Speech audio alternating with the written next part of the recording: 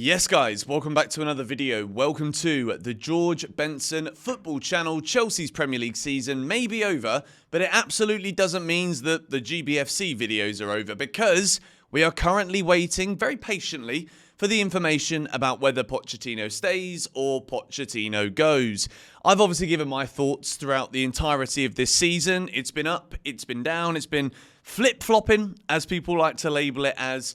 And that has pretty much been the nature of Chelsea's season. We've been inconsistent, which means that I've been inconsistent with my views as to what I think the club should do.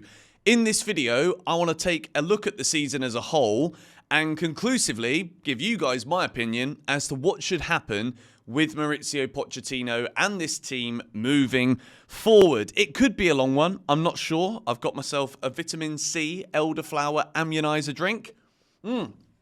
These are absolutely lovely, these are. Get yourself a beverage of choice. I know it's a Tuesday, so might be safer to get yourself a soft one, but I don't really mind what you do. So, if you look back to the start of this season, and I want to keep referring to different points that Pochettino has made throughout the season, because I think it's important when a manager starts to get a grip of the team and starts to get the team playing for him the way that he wants them to, which is what we have seen at the end of the season. There's a phrase like that people say in sport that you're only as good as your last game. And unfortunately in football, a season is 38 matches long. So even though Chelsea have won their last 5 games and we won our last game, that doesn't mean that Pochettino's job is safe, because lo and behold, Chelsea have finished 6th in the Premier League this season. We finished 12th in the Premier League season last year with both Lampard and Graham Potter. We've managed to last an entire season with the same manager, a manager who believes that in the first 10 games of the season, we weren't great. There were few patterns. We started well against Liverpool by getting a draw at Stamford Bridge, and then the injuries started to take over. There was that bad result at West Ham when it looked like it could have been a good day. Chukwuemeka scored. He goes off injured, and then from there, it was almost like that was the catalyst for just the whole squad to eventually become injured, apart from Gallagher, who's played 50 out of 51 matches this season. In the next video, I'm going to look at the player stats for everybody throughout the entire of this season. That'll be out for you guys tomorrow. But obviously with the news at the moment that we don't know yet, that Pochettino is either staying or going, I want to kind of just break it down. Because in order for me to justify and vindicate the changes in my decisions, you've got to look back on the whole of the season. Because at the end of the day, Pochettino has already said himself, we can't celebrate 6th. We can't just celebrate 6 games in a row where Chelsea actually look like a proper team. We actually look really good, because the reality of that situation is we were a mid-table team right until the end of the season. The form was up, then it was down. It was up, then it was down. And that was the case for the whole of the season. And I think there was a point here where I thought Pochettino's job was gone after he lost to Arsenal. The reasons for that were I didn't feel like there was enough identity within the side.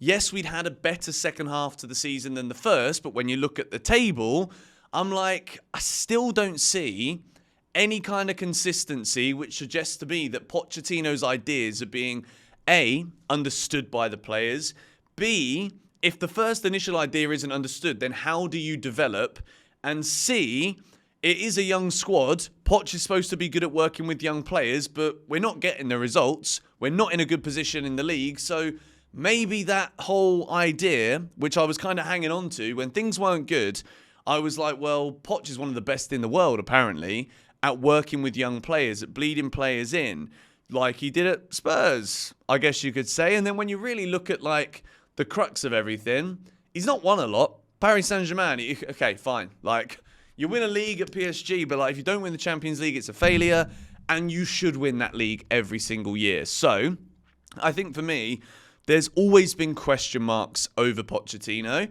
And it doesn't mean to say here, when we've had 6 really good results, that I still think that I think he's the right manager right now for Chelsea. And when we talk about a couple of the other potential candidates and the current news circulating, this managerial idea at Chelsea right now, I do think Pochettino has done enough as the current manager, with the idea that stability is 100% needed for a squad like this, and the sheer fact that the players have seemingly backed him all season long. There seems to be a great rapport between almost pretty much everybody at the club with Mauricio Pochettino from a playing side of things. I think obviously Pochettino has been very congruent, I would say, towards the end of this season with the way that he talks about ideas being understood and the way that everybody behind the scenes in terms of his staff and his back room, everybody is working towards the same thing. And it may have taken a long time for those ideas to actually be visualized for us to be able to be like, okay, well, now that we've inverted Cucurella and we got this 3-2, 4-2 build-up style going on, Chelsea are a good team now. I think when you have young players, there also has to be an element of understanding from our side where there is going to be a time that it's going to take to get people to understand. And football has become there's so many subtleties, there's so much nuance now when it comes to tactics, and things have evolved so much. It isn't just 4-4-2, goalkeeper lumps it long to the big striker and knocks it down to the Michael Owen and he scores. That's not football anymore. So there is so many intricacies that we need to wait and see if young players can actually embody all of this knowledge and actually put it out there into fruition. And I think as much as it took a bit too long, it's definitely starting to come now. When you look at Cole Palmer scoring 22 goals in a season, Nicholas Jackson, supposedly Chelsea are desperate for a striker. We want a striker. We'll talk about that in a minute. 14 goals for him this year. Raheem Sterling, a player that I thought was dead and buried at this club, turns up at the end of the season to help us towards 2 massive wins to secure European football. And we're also led to believe that in the middle of the season, the goalposts changed. And I think this is a key one when we're trying to predict what they're going to do at this review. The goalposts changed in the middle of the season. Chelsea knew that we were not getting Champions League. And at that point, because Pochettino wasn't going to be able to actually fulfill the objectives, you sack him then, if that's the case. But the goalposts moved. And it was about getting Europa League football. And that was the goal then. The FA Cup looked like the most likely way of doing it. Turns out we didn't need that because we went there and got it almost. We still got to wait on City to win, which after seeing their players come out of the nightclub at the weekend, they might not beat Man United anymore because they were absolutely raucous, them lot. But Chelsea have done all that they could at the end of this season to build some momentum, to build some results, to build up the table. So with that being said, Pochettino answered the critics that I had. I was Pochettino out because the results weren't good enough, the league position wasn't good enough, I didn't think the players were understanding his ideas, and I didn't see enough progress. You had 5 wins in a row in a very topsy-turvy Premier League season where only Arsenal and Man City are consistent. Look at Villa, look at Spurs, look at Man United. These guys cannot string together 3 or 4 wins in a row in the last 10 games of this season at all. Chelsea have come good at the end. And it is a 38-game season. So, as much as we obviously can't judge everything on those last 5 games, we do need to look at the wider picture. The wider picture is that it's still not as significant of an achievement as we would have liked it to be. There is also here the major concern about the injury record at the club, specifically muscle injuries. And a lot of people hold the opinion that it is the training methods and the intensity and the rigour coming from Pochettino's side with his demands on a bunch of young players that is the reason potentially why Chelsea have suffered so heavily this season with just copious amounts of injuries. If you think back to the last few years, it has been a bit of a disaster. Some of it you can say is unlucky, but I also think there has to be a deeper dive and a deeper look into how the numbers at Chelsea are just so much higher. And because there is a media agenda against Chelsea, everyone talks about the Man United problems, people have spoken about the Newcastle problems, but Chelsea's is in a different stratosphere. It's on a completely different level to every single club in the league. And to be quite honest, I feel as though as a manager, I feel like you need to adapt to these things. If you're seeing so many injuries to so many of your key players, it can only be an excuse for so long before you do need to do something yourself that is drastic to change what happens on the training ground. Because we're not always seeing Chelsea players getting their legs broken on the field. We're not seeing players go up for headers and land on their arm and break their arm.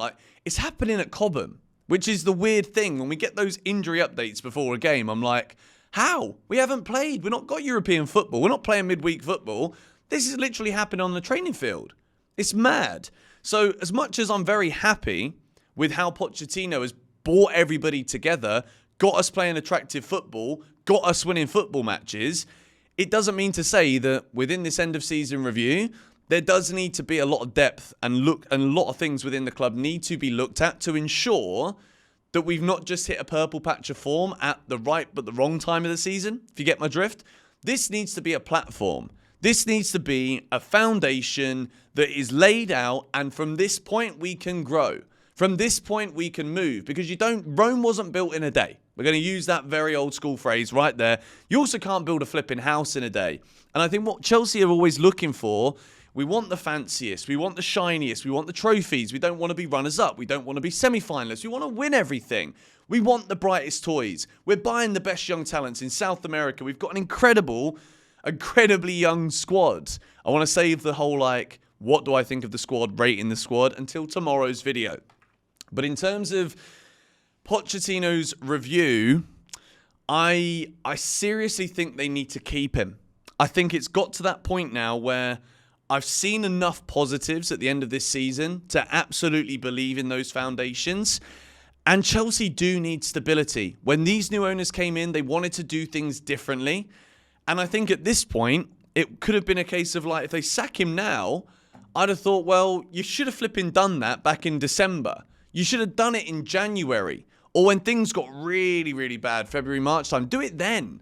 Because since all of that happened, and I think the majority of the fan base, and I'm not speaking for everybody, of course, but so many people wanted Pochettino gone this season. They did. It wasn't just me that's changed my mind.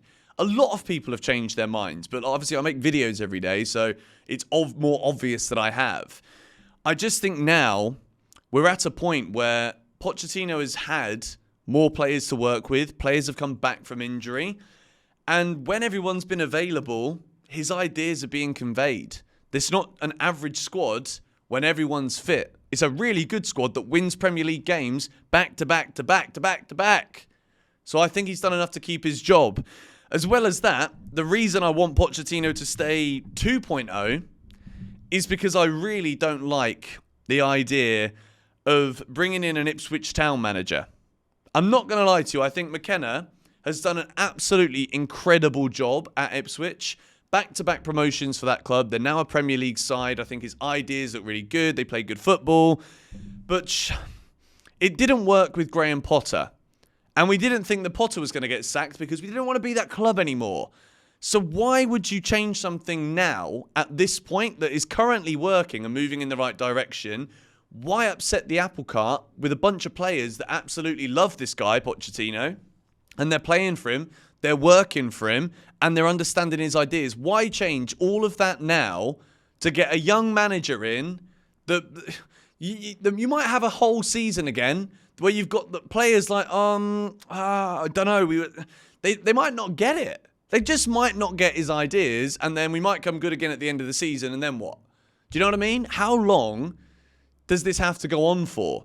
If at the start of next season, Chelsea have got everybody fit and we're in the bottom half of the table after 10 games, then you could turn around and be like, right, okay, last season we stuck with Pochettino, it got better, but it's gone down again. So maybe then you bring in a young manager. The issue, I guess, also is that if Chelsea do want to make the change and they make it now, Ipswich's manager. I'm not belittling Ipswich because the achievement that they've had is amazing. But I just think that we are basically turning our nose up at something that's actually started to work. Pochettino, I think, deserves at least another pre-season, and just give the man the players that he wants. Do you know what I mean? If a manager's doing well with the squad, you've invested heavily on a lot of young players that are going to be here because they're on long contracts for a long time. You can still spend the money, but give that manager who's actually got the players playing for him, has a foundation, just give him the players he actually wants. If Chelsea got money to spend this year, ask Pochettino what he wants. Don't just think, oh yeah, but South America, mate, some great talent down there. That was South Australia, but whatever. I really hope here that the right decision is made. And if I see a change and then it's like a Thomas Frank, who again is a good manager but not Chelsea level, McKenna, Ipswich manager, never managed in the Premier League before. He's not Chelsea level now. He's not Chelsea level. Stick with Pochettino. That is what I say. At the moment, the news is Chelsea owners have kept tabs on managers they admire ever since buying the club in 2022 and are thought to have sounded out representatives of both Sporting CPs Amorim and Ipswich manager McKenna in recent weeks. You guys know I'm a big fan of Ruben Amorim. I like the way that he plays.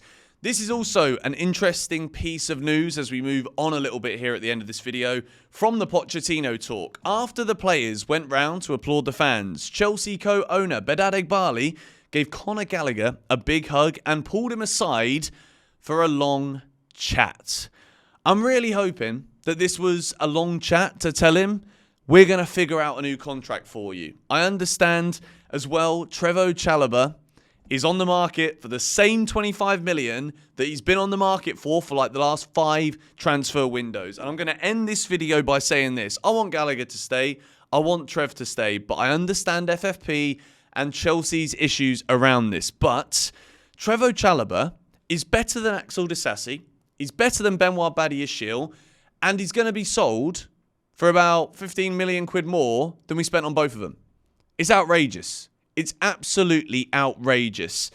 I really don't want Trev to be sold. I don't want Gallagher to be sold. But unfortunately, as much as we're on a high, as much as we're back in the manager now, we're back in the players, we're happy, and it's an exciting summer, I do think there are going to be things that we don't like that happen this summer. And I do think there's going to be things that we then do like.